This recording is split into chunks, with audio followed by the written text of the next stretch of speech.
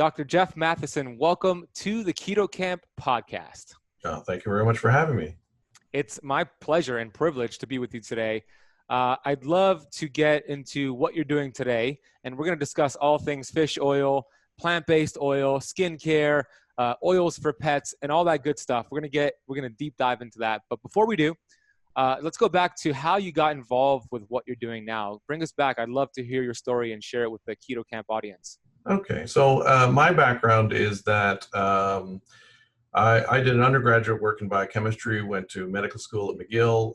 When I got out of medical school and got my license to practice, I started, first of all, I did emergency room work. So I did emergency room work for about 15 years. I've worked in multiple different emergency rooms all over Canada, plus some overseas work.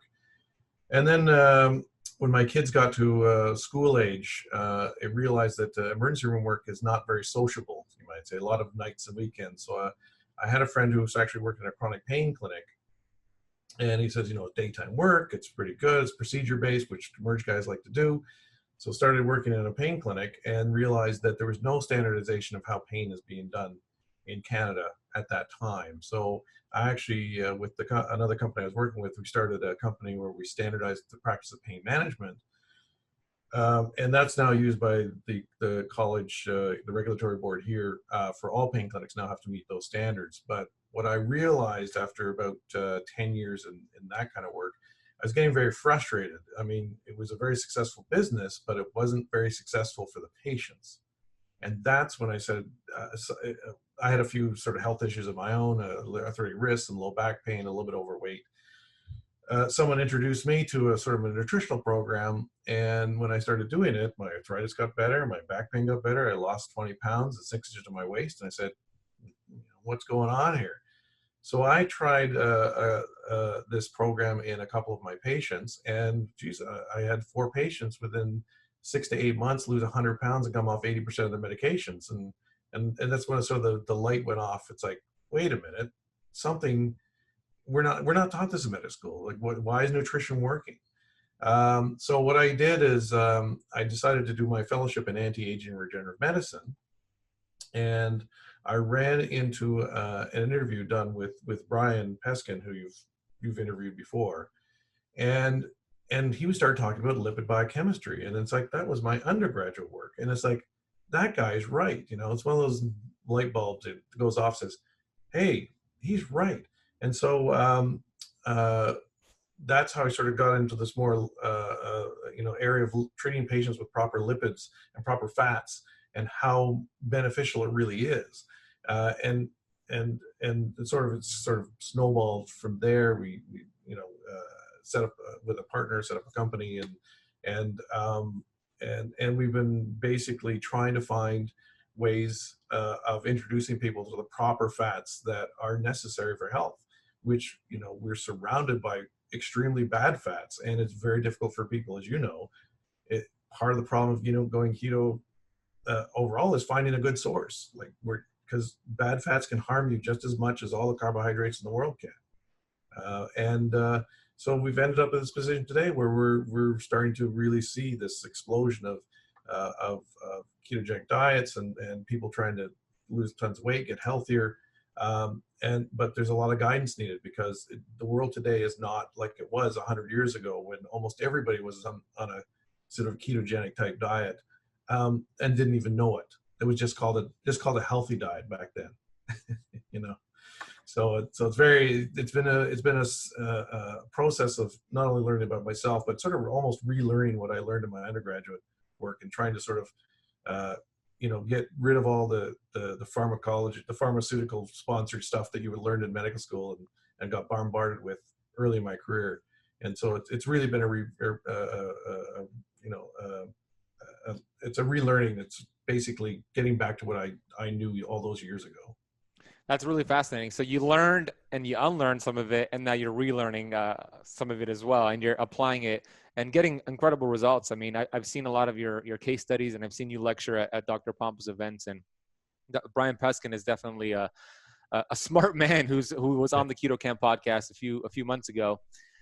Let's talk a little bit about what fats do. And when I say fats, I mean the right fats that heal, not fats that kill. Mm, Quality fats. What do they do to the body at a cellular level? Like what are they doing to promote health? okay, so first of all, the structure of the cell itself is based on fat, right? The cell membrane is a fatty membrane. It's a lipid bilayer, and the composition of those lipids is extremely important to the function of the cell. Because remember, in nature, we don't have just function and we don't just have structure. Everything's combined. And it turns out that the cell membrane, if you don't have a cell membrane, you don't have a cell, period. So life begins in the membrane, is what we like to say. And the composition of that membrane is reflective of what we eat. So if we're putting bad fats in, we're going to have a poor cell membrane. And one of the interesting things that never gets discussed is uh, how that cell membrane interacts with what goes on inside the cell. So not only is our cell membrane made up of fats, but also the mitochondria, which is sort of the energy producers of our cell, are also made up of fats. And if you actually see a diagram of a mitochondria, and you can certainly Google that, you'll see that that mitochondria is loaded with membrane. It has all these, they're called crista. So they're all these invaginations and folds and stuff. And that's all cell membrane, because all the enzymatic reactions that allow that mitochondria to produce energy take place in the cell membrane. And so you have to have healthy cell membranes for that mitochondria to produce enough energy. And if you don't, and I'm sure a lot of your viewers have experienced this, the lethargy and lack of energy and all that sort of stuff is all due to not unhealthy cell membranes. And what really bugs me about the state of promoting omega-3s all the time is that your cell membranes actually have very little omega-3s in them. Something in the order of 3%. By overwhelmingly, your cell membranes are made of omega-6. That's why it's so much more prevalent in nature. And so it's the healthy omega-6s that we're really short of, not a lack of omega-3s, which is a message that drives me crazy. Yeah, so many health gurus or practitioners talk about omega-3, which is great. You want quality omega-3s for sure, but they neglect quality omega-6, which is what the cell membrane is made up of. And I'd love for you to talk about the relationship between the cell membrane, which every cell, 70 trillion cells are made up of the cell membrane, which is fat. What's its responsibility to relationship to the DNA in the cells? What's going on between the cell membrane and our DNA? All right. So 25 to 33% of your cell membrane is made up of omega-6. 40% of your mitochondrial membrane is made up of omega-6, and 100% of your cardiolipin, which is where all the enzymatic reactions take place on, is made of omega-6. And when you're trying to keep DNA under repair, you have to have the proper omega-6 surrounding that nucleus, and you have to have the mitochondria working at peak energy efficiency, because repairing DNA is very energy intensive. And I like to think of nature as sort of it doesn't do things differently every single time. It takes a model that works and reproduces it just on a larger scale. So if we look at our brains actually take about 20% of our metabolic energy. It's one of the most active metabolic tissues we have in our body. And it's the reason why we don't have any hair on our foreheads, right? Because our brains would actually overheat if that happened. So I think of the nucleus as probably the most energy intensive part of what the cell uses. Now, if your mitochondria have bad fats in them, they can't produce the energy that nucleus requires to stay healthy, because we're getting damaged by external radiation, cell phone radiation, like chemical exposures all the time. Our DNA is getting damaged all the time, and it requires a lot of energy to keep it repaired. And if you can't produce enough energy to keep it repaired, you're going to end up with this accumulation of mutations or broken DNA. And of course, then the C word starts creeping out. Is it going to turn cancerous?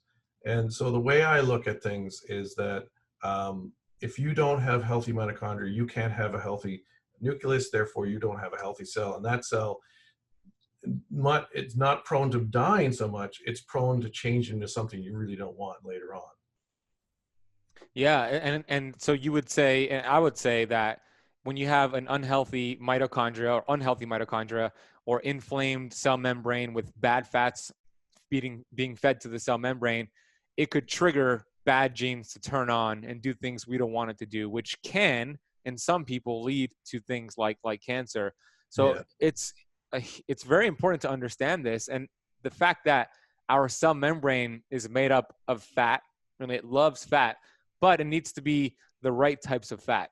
correct. And leading into the next topic here is, I hear a lot of people, and I've heard over the years, and even myself, I used to promote this, fish oil. Uh, Mhm. Take fish oil for your hair, your nails, brain function. Even on keto, we see a lot of people promoting fish oil on keto. What's the issue with fish oil?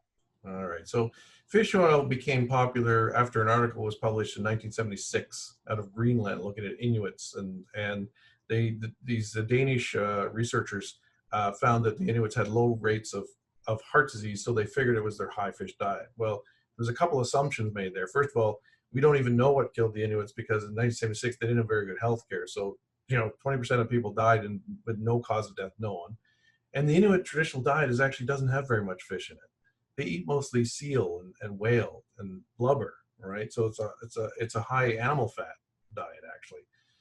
And that study was actually totally debunked only a few years ago. But the problem is it spawned an industry. And when I was a kid, I was born on the East Coast. When they used to go and catch fish, they used to clean the fish, and they used to take the livers and stuff, and they used to toss them overboard, and the seagulls would eat it and stuff like that. When the fish oil was, they thought that the high consumption of fish was preventing heart disease. They said, well, we just throw this stuff overboard. What if we just keep it and we make fish oil out of it? And so an industry responded. It was another profit center for the fish industry.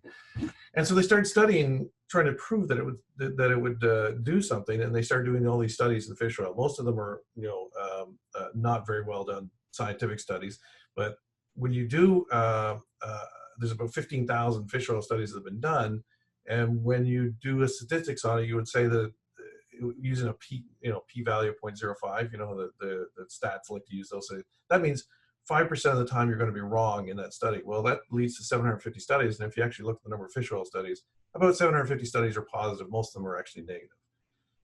But it didn't agree with basic biochemistry, because fish oil in itself has got EPA and DHA in it. And I'm sure your viewers probably know a lot about that if they're in the keto area already. And the But problem with those, but if you want to yeah, talk a so little bit more, I don't want to go into the technical names, but one of them is a 20 carbon fatty acid. So, fatty acids are long chain of carbons with a carboxyl end on one end and a methyl end on the other end. Okay. And the number of carbons in that chain is if there's 20 carbons, it's 20 carbons long. If it's 22 carbons, it's 22 carbons long. And then DHA and EPA have 5 and 6 double bonds in them. So which means that there's I don't want to get too technical, but when you have a double bond between two carbons, it's actually more unstable, so more fluid.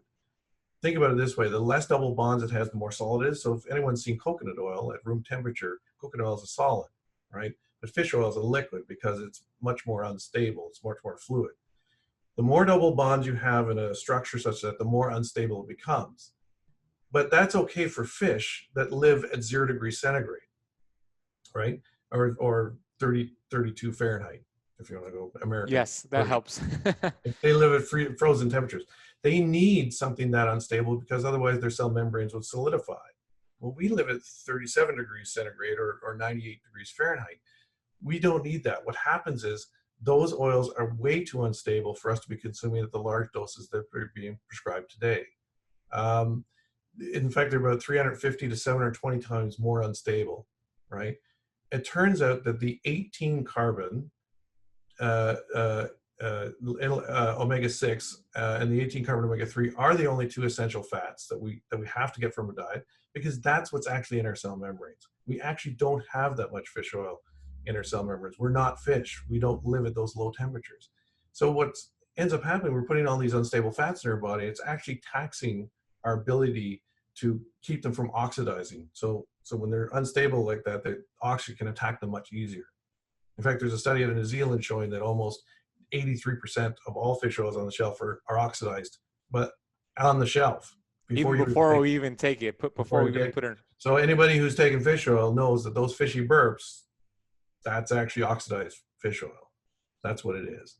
And so there's no way that that can be healthy for you. It just doesn't make sense from a biochemical standpoint. And people talk about brain health and stuff when it comes to fish oil. Turns out that the NIH has looked at this, and they've determined that you only need about 4.3 milligrams per day of DHA and EPA being made for a healthy brain. That's way less than 4 grams per day that often people take, which is 1,000 times more. So you can understand that we're giving this massive overdose of fish oil to people. I'm always amazed at how well the human body deals with it. I always tell people, you know, people talk about fragility of life. I said, I'm amazed at how much we can abuse ourselves and we can still live. I say it all the time. It's a testament to the human body, the way it's built, because we are taking so many punches these days and we're still able to function. Just like you said, it's really remarkable. It is remarkable. It is remarkable. It's, you know, you think about even smokers, right? Smokers smoke 30, 40 years before they run into trouble. I mean, imagine the toxic load that just from doing that, right? But that now, of course, today we have many other problems, you know, with the chemicals in our food and all that sort of stuff. I mean, trying to eat clean is a challenge, especially in North America. It seems, you know, I do a lot of nutritional counseling with my patients, and they just throw up their hands. I don't know what I can eat. That's it. Yeah, that's where fasting. That's where fasting comes into the mix. That's right. Don't eat as much as you think you need to. So we know that people are megadosing on fish oil, which I did for so many years because I thought it was healthy. So they're megadosing on fish oil. You said that the brain needs about 3.4 milligrams a day of DHA. Is that what you said? 4.3, yeah. 4.3 milligrams. So if somebody's not taking fish oil, how would they get that DHA? Well, most people actually make just enough of it. It's actually not a very fast reaction. It's a slower reaction, and then it's a steady state.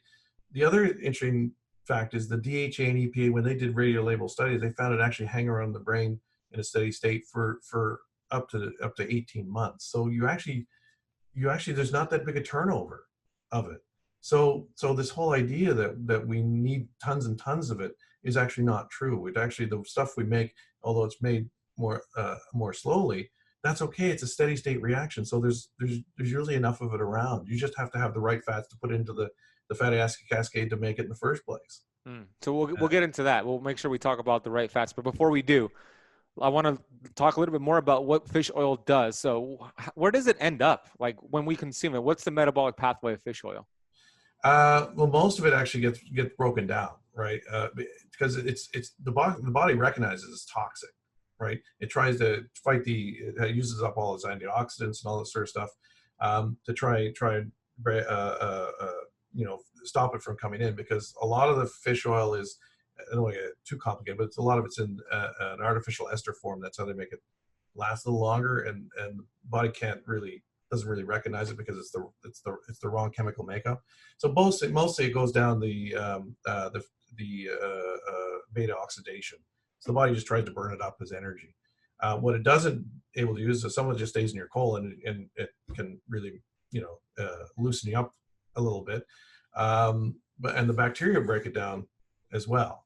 But if you overdose on it, you're forcing some of those bad fats into cell membranes that's not supposed to be there. And that actually has been shown to decrease the efficiency of mitochondria. In fact, a good study just came out last year showing that you can decrease the efficiency of mitochondria by almost half by forcing DHA and EPA into the cell membranes of those mitochondria. And what's really cool is, but if you replace it with omega-6, it almost rapidly turns around and goes back to its former efficiency rate just by supplying. This is why people feel so good when they do the conversion. They feel so good so fast. The body's screaming for this stuff. So let me just get that straight. If you overdose on fish oil, DHA, it can decrease the amount of mitochondria, which is your energy power plants in your cells, by up to 50%. It could wipe out 50% of them. Yeah, well, it lowers the amount of energy they can produce by about 50%. It's actually shown to actually suppress gene expression in the mitochondria. This is just a paper that came out just last year. Can you share that with me so I could post it in the notes? Yeah, I can grab that for you. And also it's doing something else. It's pushing out cardiolipin, which you talked about earlier. So what's going on with the cardiolipin? So cardiolipin is they call it a lipid raft. So basically it's a raft of solid 100% omega-6 that all the enzymatic reactions. So in the mitochondria produce energy by using the Krebs cycle and by using the electron transport chain. But all those reactions take place on the fats, and all those enzymes that use it are all transmembrane proteins. And so you need the proper omega-6 in there for optimal function of these enzymes. And now what's really interesting about omega-6, and this is like a trivia that people have no clue about, is that, and there's only one paper that's ever looked at it from 1976. It was a cystic fibrosis paper where they looked at the oxygen dissociation curve of different fats. And they found that omega-6 has almost the same oxygen dissociation curve as hemoglobin. Now, hemoglobin, as we know, carries oxygen to all the cells in our body. We've always been taught that oxygen passively diffuses through a cell membrane where it somehow magically gets to the mitochondria where it's used to produce energy. Now, what I've learned about nature is nature doesn't do things randomly like that. And you can't have free oxygen floating around in a cell because it's a powerful oxidant. It'll oxidize anything it touches. So it turns out that the omega-6 is intimately involved in bringing that oxygen to the mitochondria where it's actually used to produce energy. So proper omega-6 is incredibly important for that optimal delivery of oxygen to the mitochondria where it's used to produce energy. And so that whole thing I talked about earlier on about, structure and function, it does both. It's not, membranes are not passive things. They're actively involved in the function of every part of the cell. Is cardiolipin involved with the oxygen? Yeah, cardiolipin is where all the enzymatic reactions take place in the mitochondria itself. And it's a 100% omega-6. It's all omega-6. There's no omega-3. There's no other things in there. And 100% omega-6. So when you're taking fish oil, which is omega-3, that's right. You're overdosing it, what's happening in there? It's shoving it out of the cell? That's right. Yeah, because you're literally overwhelming the system. You're taking a 50 to 100 or 50 to 1,000 times overdose. Eventually the body has no more capacity to get rid of it, right? So it ends up going into the cell membranes because you're forcing it there, and then your energy level will come down because your mitochondria are not efficient, right? And what's interesting, and you may have seen this, is that people take large doses of fish oil. There's actually next to no omega-3 in your skin, but if you're taking massive amounts of fish oil, the omega-3 will get into your skin and it'll oxidize, and those are called age spots. And so what's really interesting, if you look at people who have taken lots of fish oil, look at their hands or look at their face, they'll have age spots. Mm. And when they stop doing that and they replace them with the proper omega-6, those spots go away. Can that lead to, if the sun hits that skin and there's fish oil there, can that lead to the increase of skin cancer?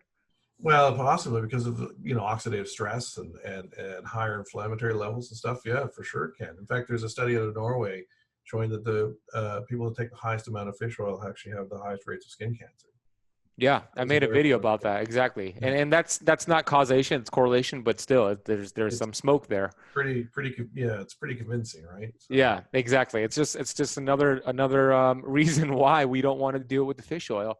Yeah. Let's say it's not the 83% that's rancid. It's the most pristine, one of the best companies in the world, fish oil. And somebody's taking 1 month on, 1 month off of this fish oil. Is that also a problem? Can that be a problem? Well, your body can get rid of it pretty fast. But it's interesting. What you want to ask the person is, if they're on it for a month, do they feel any better on it?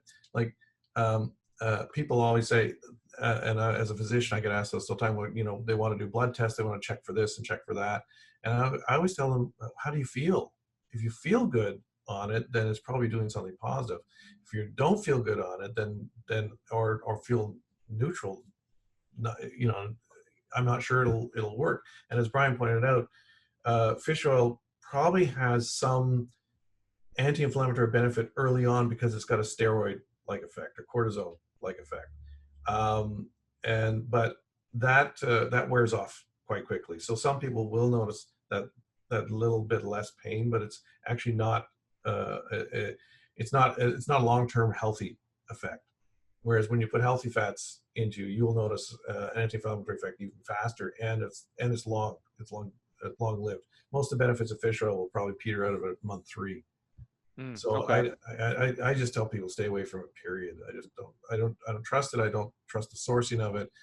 you know, you think about the Pristine making a fish oil. First of all, you have to fish it. You have to, because it's exposed to oxygen. As soon as you take the fish out, you have to clean the fish. I mean, are they doing that under pristine conditions? I mean, is that possible? I have no clue, right? They say it's pristine.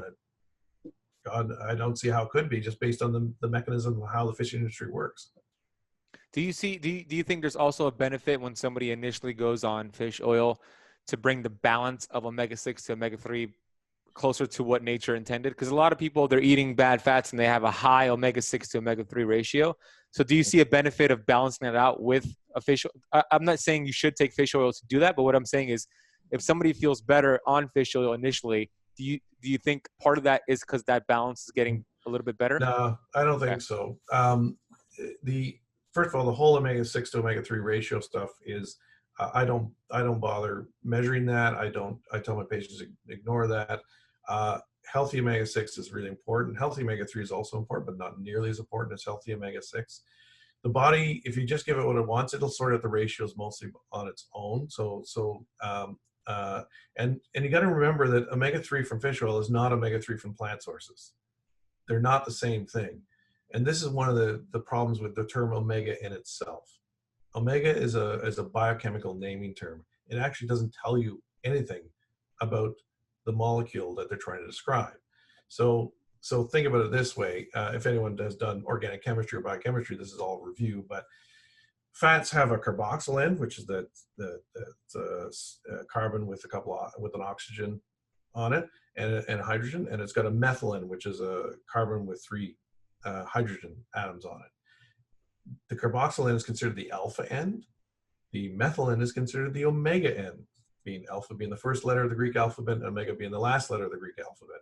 If you count from the omega end the number of carbons until the first double bond, that's, if it's the 3 carbon, it's omega-3. If it's the 6 carbon, it's omega-6. If it's the 9 carbon, it's a omega-9. But it doesn't tell you anything about what's the rest of that molecule is like. And they're completely different molecules. So calling something omega-3 is actually, it doesn't tell you anything. Mm-hmm. Is it omega-3? Is it a 16 carbon omega-3? An 18 carbon omega-3? 20 carbon? 22? 24? They're all omega-3s, but they all do vastly different things. And that's one of the things that's confusing people, is just calling it omega at all. We should be calling it by its proper chemical names, and realize that DHA and EPA are non-essential fats, and we don't need very much, if any of it at all. The only 2 essential fats are the 18 carbon plant-based ones, which is linoleic acid, or LA, and alpha linolenic acid, ALA, and that's it. So that's fascinating. Yeah. So so there's another issue that I've read, or I think it was probably you who spoke about it on stage, or maybe Brian Peskin. What happens when somebody's overdosing with fish oil and now they have an omega-3 dominance? What happens to the fluidity of that cell membrane when you have an omega-3 dominance? All right. So the membrane's fluidity is made up of not only it can adjust itself based on the amount of omega-6, omega-3, and the saturated fats in the cell membrane. So saturated fats, as everybody knows, are stiffer. The more double bonds you put in, so omega-6 has 2 double bonds, the omega-3 ALA has 3 double bonds. The more double bonds, the more fluidity. You're starting to put things with 5 and 6 double bonds in there. Now you get a membrane that's actually getting unstable, right? It's not rigid enough, and it's much more easily damaged. And you think about people who take a lot of fish oil, bleeding problems, bruising. I mean, I'm sure some of your clients have seen this. I have patients who, and I'm sure you've talked to people, every time they take fish oil, they get a bloody nose. Mm. Well, their membranes are too unstable. It's not healthy, right? So you start putting that stuff in there, you're not only slowing down the efficiency of your cells and efficiency of your mitochondria, but you're making a cell that's way easier to damage. And we think of the problem with concussions today. When I played, I played hockey 45 years ago. I actually was the trainer for my son's hockey team when he was 15. And these kids today are getting concussions out of hits that don't make any sense. I mean, they're much more fragile than they ever used to be, and that's all to do with bad omegas in our diet. Our brain is made of mostly omega-6, and if you force omega-3 in there, especially EPA and DHA in there, you're going to make a brain that's much more prone to injury. And you know, we see it. I mean, concussions, they talk about them all the time. That's really fascinating to me because I watch the NFL, the National Football League here in America, and concussions are happening more than I've ever seen it. And I've been watching that sport since I've been a kid. Yeah. So this is information you should bring to the NFL. I mean, Oh, this is super fascinating. yeah. It's you know, and when you think about it, the equipment they wore 40 years ago is nothing like it is today, but yet there's still injuries are through the roof. Yeah, it's true. It's true. Okay, so we've bashed fish oil, Yes. but for a reason. We're not doing it because we're anti-fish oil. We're anti-fish oil because we know the dangers of it. That's right. What about krill oil or cod liver oil? Did those fall into the same category? Yeah, they mostly fall in the same category. Cod liver oil probably is the only benefit of it. It's quite high in vitamin D, and we're very short of vitamin D in our society. In Canada especially, I've now measured, I think, 1,200 vitamin D levels in my patients. I've only had 7 normals. So Wow. that's a crazy low number. Yeah. So I think the benefit of cod liver oil is mostly the vitamin D content. Krill oil, I mean, one of the things it has is it's got one of the more powerful antioxidants in it, Astaxanthin, yeah. And probably the benefits people feel from that are from the antioxidant effect, probably not from the oil content itself. And you know, I don't know any human who goes out and just captures a bunch of krill and starts eating it. Whales certainly do, but humans, you know, we don't. I always think of it this way: it's like evolutionarily, why would we be deficient of something you can only find in the ocean? We've been separated from the ocean for millions of generations, right? It doesn't make any sense from just a strictly, you know, evolutionary point of view that we've all of a sudden in the 70s we discovered we're deficient of something you can only find a mile under the ocean. I don't understand that. Yeah, that's a good argument. All right, so we're clear on that. So if somebody's following the keto diet, they're taking fish oil, they're inspired to stop taking fish oil, they're probably going to feel better. What other fats are there out there that damage the cells, damage the body, and cause problems? Well, now we get into the whole plant oils that are processed, right? So one of the things that canola oil, corn oil, soy oil, any generic vegetable oil, and in fact, a lot of the bad olive oils, unfortunately, you have to find good ones. If you look at the way they're processed, one of the things that fats, unsaturated fats I'm talking about, do not like is oxygen, because it disrupts them. Remember, omega-6, it carries oxygen in the cell membrane. So it's sensitive to being oxidized. Now, it's actually, at room temperature, it's actually fairly stable, but that's not how processors process it. What they do is, especially with things like canola oil, which is promoted as a healthy oil, they heat it multiple times. If you actually look or go to the Canola Oil Council and look at how they process it, you would never eat that stuff. Terrible. And so when you heat it, you actually are oxidizing it. And when you oxidize an oil, it starts to smell bad. It smells like rotten fish, which is when you go into a fish market, what you're smelling is actually oxidized oils. That's what it is. And of course, if you started cooking with that in your food, you would go, what the heck are we doing? This stuff smells terrible. So what they do is they deodorize it, and they take out all the solids that are in there, which is all the crap that's come together, and then they put that as a healthy oil. Well, that's a dead oil. It's already been oxidized for you, which means it can't carry oxygen anymore. And then your body takes it in. It can't recognize the difference between an oxidized omega-6 and a non-oxidized omega-6. So you start putting that oil into your cell membrane, you get cell membranes that can't carry as much oxygen anymore. And there's something called the Warburg effect, which some of you may have heard of. The Warburg effect, Otto Warburg is one of the greatest biochemists of the 20th century. Worked in Germany from the 30s until the 50s. But he did a very unique experiment. He was able to show that if you take human cells and you decrease the amount of oxygen they get by about 30 to 35% intermittently, those cells will turn cancerous. So now we we take these processed oils, we put them into our cell membranes, we decrease the amount of oxygen that crosses the cell membranes, and then we wonder why cancer is now overtaken heart disease as the #1 killer in North America today. Wow. Yeah, And one out of 3 people. that's right. And 60% of us now will get cancer at some point in our lifetime. Well, that's insane. Cancer rates in 1900 were 3%. You can look it up. They actually tracked that stuff. They did autopsies on people. They knew what they died of. It's an insane system. So now we've taken these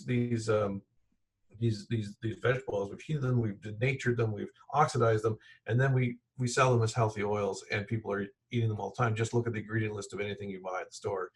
90% of it will have a processed oil of some sort in it, because when it's already oxidized, it doesn't rot. That's why Oreo cookies can stay on the shelf for months and still look the same, or something that's like margarine. You can leave it in your garage for a year and it still looks the same. I don't know. A good friend of mine said, if you can leave something in the garage for a year, it's probably not edible. Yeah, yeah. You're right. Vegetable oils are so toxic. It's one of the main things that I tell my clients to look for, because it's ubiquitous. It's everywhere. Even at Whole Foods Market with the food bar there, if you look at the ingredients, you're going to see it at the olive bar. They're being soaked in canola oil, soybean oil. So vegetable oils, we have to limit it as much as possible if you want to prevent some of the things that people are dealing with, which is cancer, heart disease. I asked Brian Peskin during my interview with him if he had the choice between smoking a cigarette every single day or eating cooked vegetable oils every single day, what would he do? And he answered me by asking me a couple questions. And the questions he asked me was, well, let's break this down statistically. He said, what would be the chances if somebody smoked 2 packs of cigarettes every day for 25 years, what would be their chances of getting heart disease or cancer? And he said, he asked me and I guessed, and the answer was 16%, 1/6, which is less than what I would think. Yeah, and then he said, it's interesting because not as common as you thought it could. Yeah, totally.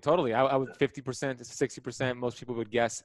And then he said, okay, let's compare that to if somebody had cooked vegetable oils every single day for 25 years, what would be their percentage and chance of getting heart disease and or cancer? And the answer was 86%. And it was just like, oh my gosh, that's a huge comparison there. So that just makes vegetable oils just so toxic, so dangerous. And I hope that really lets people understand how dangerous it is. So if you're having vegetable oils and fish oil on your diet, you're doing a lot of harm to the body. Well, it's interesting. There was a study, there was a mouse study that used a mouse model of Alzheimer's disease. And they were trying to compare whether olive oil versus canola oil and versus nothing, whether it would make the rats better or worse. And their assumption was that using a healthy oil like canola oil will make the rats better and they're less prone to Alzheimer's disease. And of course, they found the exact opposite. And they're going, holy, we didn't expect this at all, and it turns out no one's ever looked at the question. What's really interesting about canola oil research is how little of it there is. We've just been told this is a healthy oil. And hey, Canada is one of the biggest producers of canola oil in the world. And you look at it and it keeps being reported as a healthy oil, but the studies actually don't back that up. And we're involved in just an aside, we're involved in a trade dispute with China, and China stopped purchasing all our canola oil. And I don't think they'll ever start again because they probably notice their population's getting healthier. Yeah. And when you say we, you mean Canada, not you, actually. Yeah. Right. Oh yeah, that's exactly. It's crazy. It's everywhere, and it says heart friendly, heart healthy on there, and it's the exact opposite of that. So it's that 180 approach that Dr. Pompa teaches. Find out what the government is promoting, what the mainstream media talks about, and do a 180, and you're going to get healthier. That's right. Okay. Yeah, exactly. So we talked about the bad fats. Now, for myself, as soon as I learned about the dangers of fish oil, it blew my mind, and I did some more research, and it confirmed what I was being taught. I immediately got off of fish oil. I immediately told all of my clients, hey, I'm wrong about this. I don't recommend you take fish oil anymore. And then I switched to a product that you actually helped develop, which is called Pureform Omegas, which is a plant-based oil that I've been taking personally for a year and a half now. Could you talk a little bit about how you developed this product and what it does? All right. Brian is sort of the one that came up with the concept, and we licensed it from him. But the whole idea of Pureform is that it's sourced well, so it's all organic. It's not only cold pressed, but it's cold pressed under a blanket of nitrogen. So this oil's never touched oxygen. And when you realize how important it is in oxygen delivery in cells, you realize why that is. And every capsule, as you know, has a little bubble in it. And that bubble is nitrogen, which means there's no antioxidants, no preservatives. So it's the rawest, most organic sourcing of the product you can get, which is really important, because if you think about it from an evolutionary point of view, we used to eat stuff straight out of the ground, right? You'd pick it up, you'd eat it. It was perfect. It was right in its raw organic stage. And if you look at things now, we don't have that choice anymore. And you know, a strict raw vegan, yeah, maybe they can get the proper fats from, but try, you know, in Canada, of course, we have, you know, 6 months of winter. I mean, how is that possible? How are you going to get it from that? The whole idea was that we put the proper oils in there that are processed under the right conditions and preserved properly, so that there's no oxygen at all that these oils have ever exposed to. That's why people feel such a difference so fast. Now, there is a little bit of a trick in the oils. In fact, that because we use a predominantly evening primrose oil in it, and we discuss about the different plants and what they have in it, but evening primrose oil has a high degree of what's called GLA, or gamma-linolenic acid. Now, gamma-linolenic acid is interesting because it's involved, if you ever look at the fatty acid cascade, you'll see GLA in one of the steps. It's actually the step that before what that fatty acid cascade produces what's called PGE1, or prostaglandin E1. Prostaglandin E1 is the most powerful antioxidant the body makes. So what's key to the success of the product is not only has the proper fats for cell membrane health, it promotes your body's production of its own best anti-inflammatory, which makes people feel better so much faster. That's why people with arthritis and stuff, or even your dogs with arthritis, they do much better in a couple of weeks. It's literally that fast. And I first realized this when a patient of mine did this with her dog. She had a 14-year-old chocolate lab, and the dog couldn't go up and down stairs anymore because of the arthritis it had. And she said, "Can I give it to the dog?" And I said, "Yeah, it's perfectly safe for dogs. It's what your cell membranes are made of." And she literally said within 2 weeks, the dog's going up and down the thing, to going for long walks and like crazy stuff. So, and I have another client who, he said, "Could I give it to my cat?" He had a 15-year-old cat that the vet had told him the only way this cat's going to be able to survive is if we do bilateral hip replacements. I was like, well, who's going to pay for a hip replacement in a cat? Somebody might, I don't know. But so he started giving Pureform to the cat, and now that he measured it, the cat can jump 7 feet. Wow. He measured it. So, and you know, so the product is I love the way the product is designed, because it addresses so many different issues. It addresses not only cellular health, but also addresses all the inflammatory issues that almost all of your clients probably felt at one time or another in their lifetime. This is why they changed over to a more ketogenic diet, because they wanted to get healthier. They wanted that inflammation level to drop down. You know, and so that's how it's done. It was a process that we started about 7 years ago, and there's a lot of neat things happening now. Not all I can talk about, but there's a lot of great things happening. Yeah, and I love the product personally. I've been taking it. I give it to my dog as well. Now you have the liquid form. And by the way, I'm going to put a link for Pureform Omegas. Pureform, is it called Pureform Omegas? Pureform Omega, yeah. Yeah, I'm going to put a link for that in the notes of the podcast, and also the YouTube video with a couple of coupon codes for keto campers. What are some other benefits of Pureform that you've seen in clinical practice? Clinical practice, I mean, so I guess because I still do active chronic pain management and migraines and stuff. So I find it great for migraines, great for concussions, skin, hair, nails. People notice that very quickly. Like skin cellulite? Yeah, skin cellulite, because people don't get it, but there actually is no omega-3 in your skin. The ratio is like 1,000 to 1. And so you have Omega-6 to 3. correct. Exactly. So you have to have good omega-6 for healthy skin, period. And this is the best omega-6. This is why people notice their skin almost immediately. Get better complexion, better healing. That's one of the things that that I noticed early on was better healing. In fact, I'll tell you the story of the first patient that ever happened.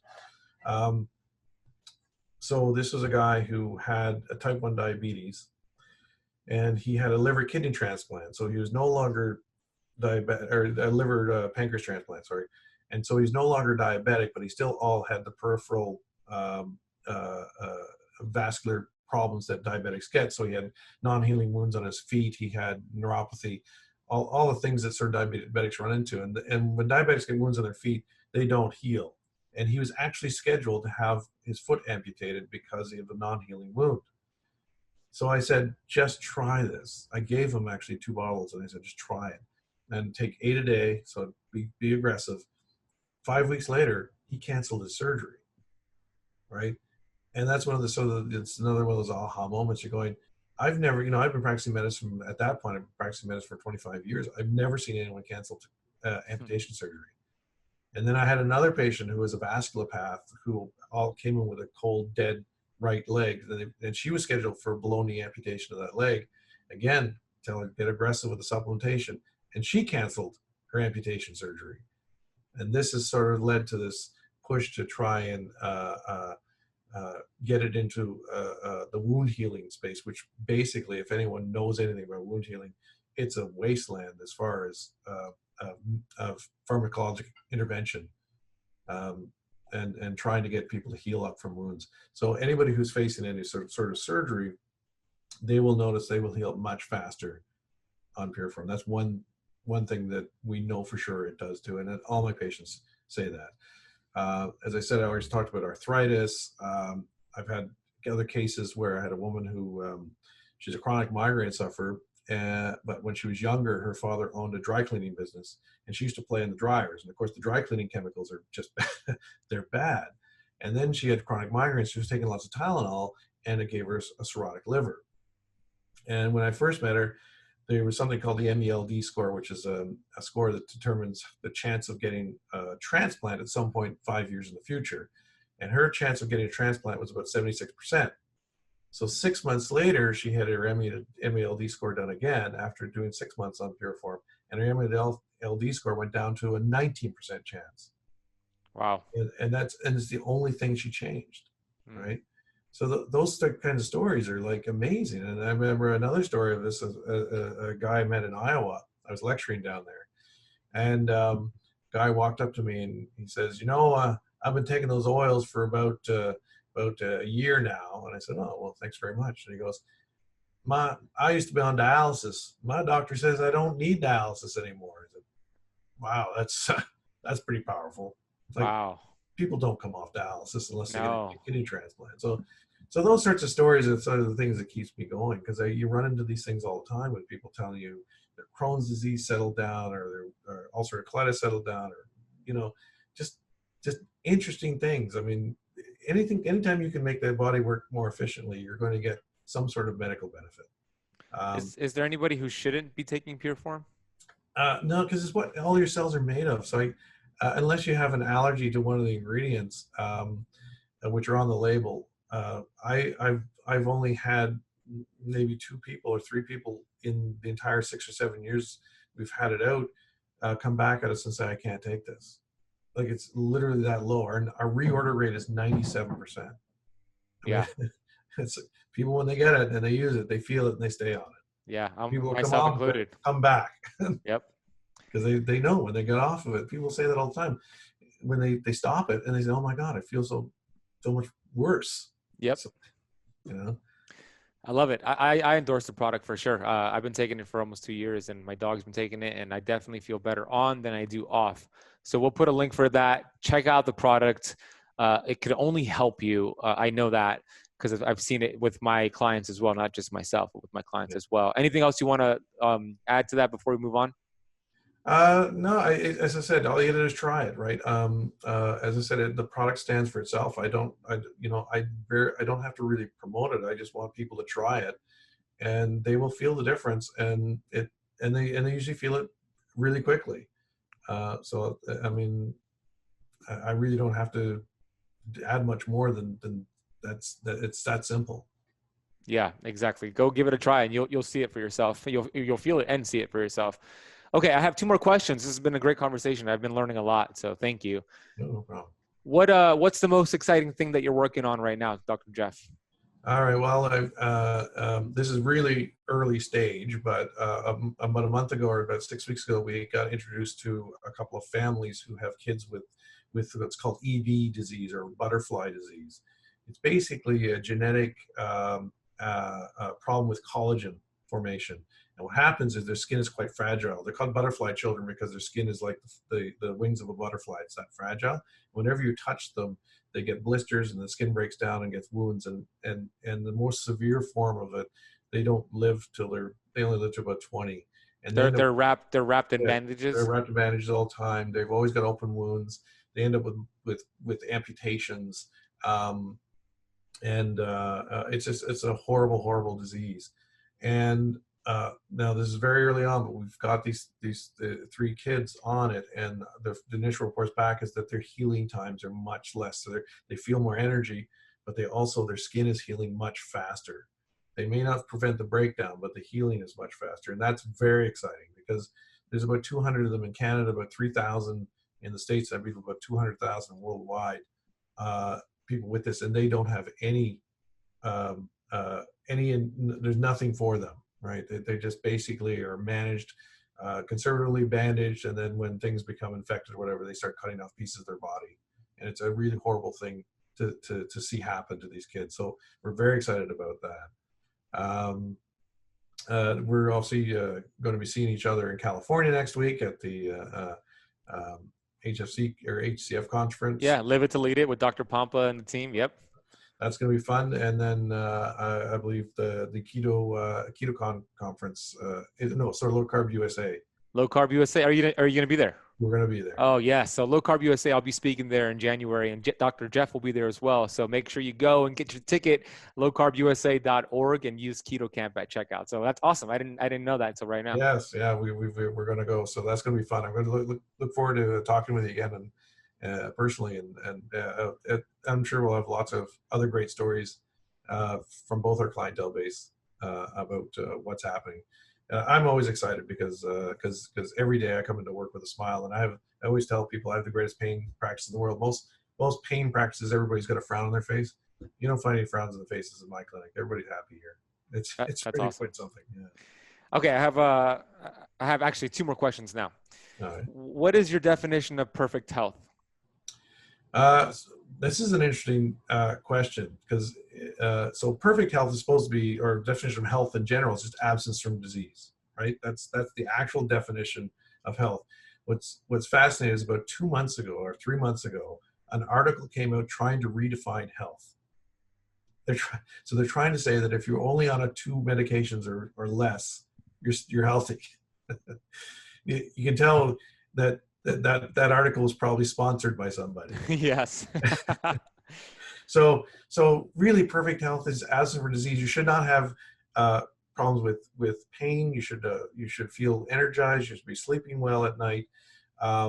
So perfect health, it's basically how you feel.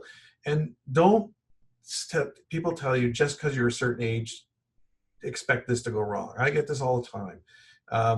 When I was 50, I had a little bit of arthritic wrist and some low back pain and stuff, and I thought that was just normal for age. And it turns out it's not. And it can be treated. This is a good story. I have a patient who, she was a headache sufferer, came in with her mother. Her mother was in her 80s, right?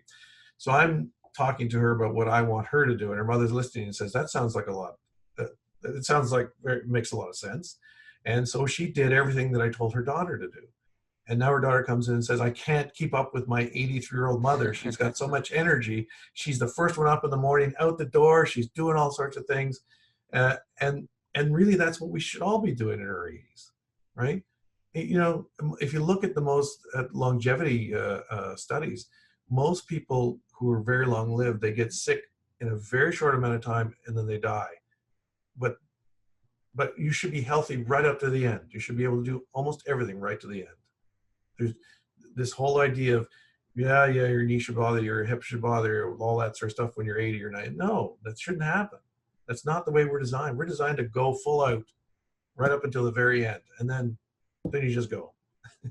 That's right. Yeah. So there's a difference between health span and lifespan. So what we're talking about here is both, being healthy and living a long life, not just staying alive longer, but having to have a low quality of life. That's not perfect health. So great answer. I love that. Final question, Dr. Jeff, is what are you grateful for today? I'm grateful that I've had the opportunity to learn from my patients. Too many medical interactions today are the doctor talking at the patient rather than listening to the patient. And one of the things that I learned in medical school is you have to listen to the patient. And one of the things I'm grateful for is emergency medicine is a great way to teach you humility. So one of the things I learned is every time I thought I knew everything, something would come up and bite me in the ass. And that, if you've got to learn from those experiences, because everybody makes mistakes.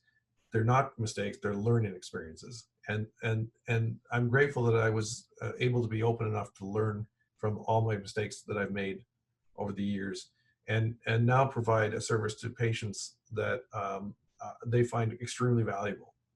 And that's one of the biggest things I have going for me now, is that, when I come into my office, every single patient has a smile on their face, and it's a great interaction. And I don't know many doctors who have that. Yeah, me too. I love it. So where can my audience find more of your work? So I write a bunch of blogs on purelifescience.com, which is the website of the company. I work in Canada in headache and migraine management. They can find out I have a migraine clinic in Ajax, Ontario, so it's just outside of Toronto. And that's mostly where I post my education stuff. We do these conferences, and people can talk to me if they come to the various conferences, and we'll, we announce on our website and our Twitter feed and all that sort of stuff where we'll be. And if we're going to be at a conference, I will be there, and I'd love to talk to people in person, get their stories, give them advice, whatever I can do to make their life a little bit better. Yeah, awesome. So if you're going to Low Carb USA, which some of the listeners are, you get to meet Dr. Jeff and myself. So definitely that'll be a great experience. And check out all the resources that Dr. Jeff just mentioned. I'll put that in the notes. Dr. Jeff, I want to acknowledge you for the work that you've been doing. I'm sure you've been getting a lot of backlash against fish oil, people who promote fish oil, which a lot of smart people still promote it. And I'm sure you've been getting a lot of heat, and you take that and you still educate and you speak your truth. So I want to acknowledge you for the research you're doing, the people that you're helping. You just shared about those, that disease. What's that disease called again? Butterfly kids. Yeah. The butterfly kids. That's so amazing that you're doing that and helping them heal faster. So I thank you. I've been learning so much from you over the years, and I'm just grateful for this conversation. And I really enjoyed it. So thank you for coming on the podcast. Well, thanks for having me. It was a lot of fun. Yes, it was.